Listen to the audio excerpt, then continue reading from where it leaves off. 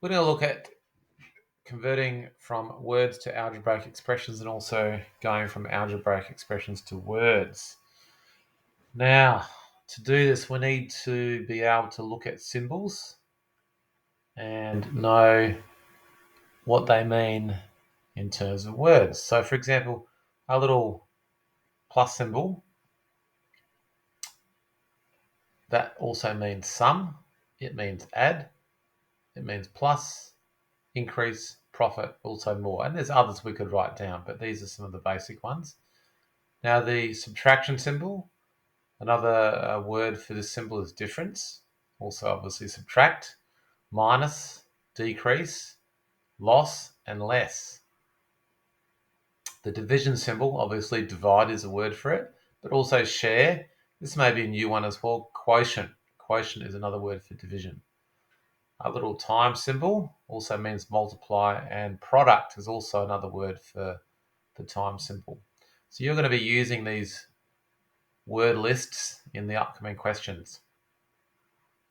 Now, what about some words and what they mean mathematically? Well, double means to multiply something by 2. If I halve something, that means dividing something by 2. If I triple something, that's multiplying by 3.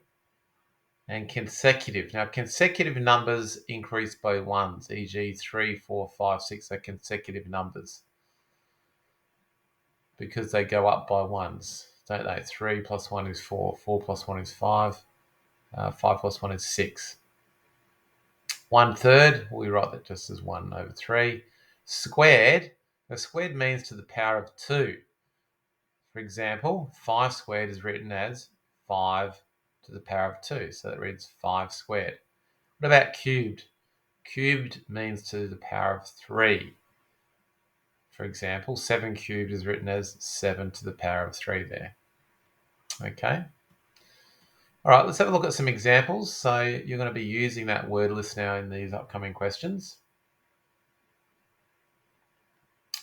So let's have a look. So if A, now this is my pronumeral here, A, if A represents any number, write an algebraic expression for 3 times that number. Well, let's write this down. 3 times this multiply that number. Now that number they're talking about is A. Okay, so 3 times A. Okay. Now we can actually write a simpler version of that. If you remember back to one of our algebra lessons, we can abbreviate 3 times A as just 3A. So we can get rid of that multiply symbol and just put the 3 and the A together. They mean the same thing. Okay, now what about this one? 3 less than that number. 3 less than. Obviously, that means the number 3. Less means subtract. Now here's my number. A. I want 3 less than A. So it's got to be A subtract 3. And not 3 subtract A. So this is not correct. Okay, that's not correct. So it's got to be 3 less than that number. So A minus 3. Now what about half of the number? We know that half is 1 over 2. So we could write a half, and we know that of means multiply. So we could write down half times A. That would also be correct. But halving something is also dividing by 2. So it's actually easier to write it down this way. A over 2 or A divided by 2. All of these would be correct for half of the number. What about double the number? Double is timesing by 2. So we would write this as 2 times, and the number is A, so 2 times capital A. And again, we could write this in an abbreviated way without the multiplication symbol. We could write it just as 2A. Okay, what about question 5? The quotient of the number and 5. Now, quotient means divide. So the quotient of the number and 5. The number is A, so the quotient of the number and 5 means A divided by 5. Okay, or you could write it as a over 5, same thing. Now, what about the next consecutive number?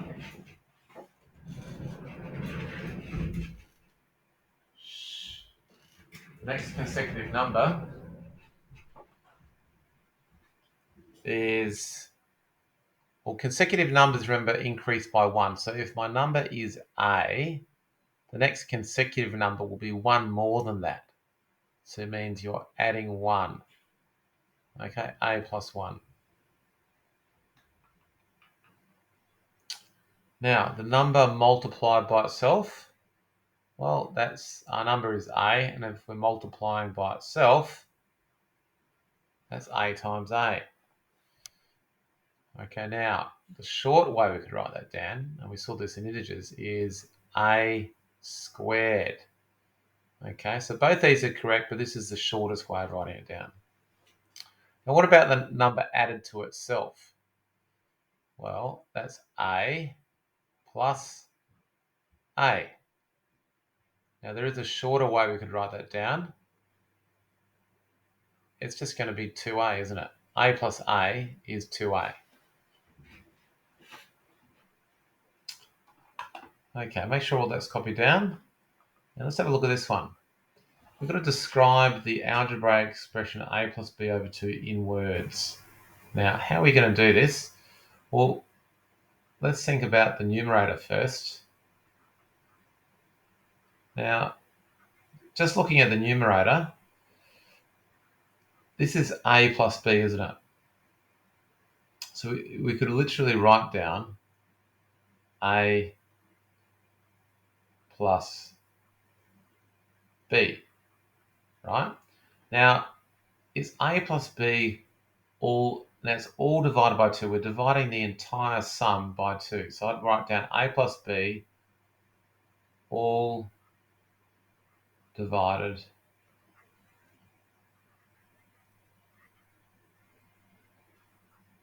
by 2. Okay, that's what we could write down.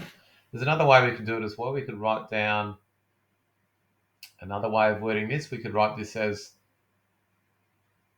the sum, because sum means plus, the sum of a and b all divided by 2. Sum of a and b all divided by 2. And I can think of one more way we could write this down in words. We could write down half, right? Half, because this is divided by 2. Half the sum of a and b. Okay, so all those three would be correct. Okay, so copy those down. All right, let's have a go at these questions. Now you've got to write an expression for the sum of m and 5. Now we know sum means plus, so the sum of m and 5 is m plus 5. Now what about this one? 3 less than that number. 3 less than that number.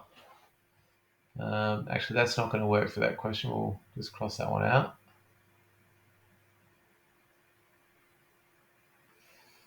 Unless we make up a letter for that number, which we could. Okay, so we could do that. We could say, this is a repeat of the previous question, isn't it, of course? So you could write down a minus 3. So essentially we've done that question already. All right, the product of m and 5. Well, product is multiply, isn't it? So it's m multiplied by 5, which is correct. Now there is a way we could write this down, and typically when we write down algebraic expressions, we put the number first. We could write this as, this is the same thing as 5 times m, which can be written as just 5m without the multiplication symbol. Okay. Now what about this one? U increased by 10. So we're taking u, u is some number, and we're increasing that by 10. So it's u plus 10. Now what about this one? The difference between P and Q. Difference means subtract. So it's the difference between P and Q. P minus Q there. And what about question 6? How many times y divides into 50? How many times y divides into 50? We've got two choices. We could have 50 over y, and the other one is y over 50. You've got to choose which one is which because they're not the same. So how many, well, out of these two, this is how many y's go into 50, and this is how many 50's go into y. So it can't be this one. It's got to be this one. Okay, you could have also written down 50 divided by y. And you could think of it like this. If I said to you, what's 8 over 2 mean? This means how many 2's go into 8. So how many y's divided into 50 must be 50 over y. Okay, now number 7, the product of k and h of a. Now there should be a little comma here.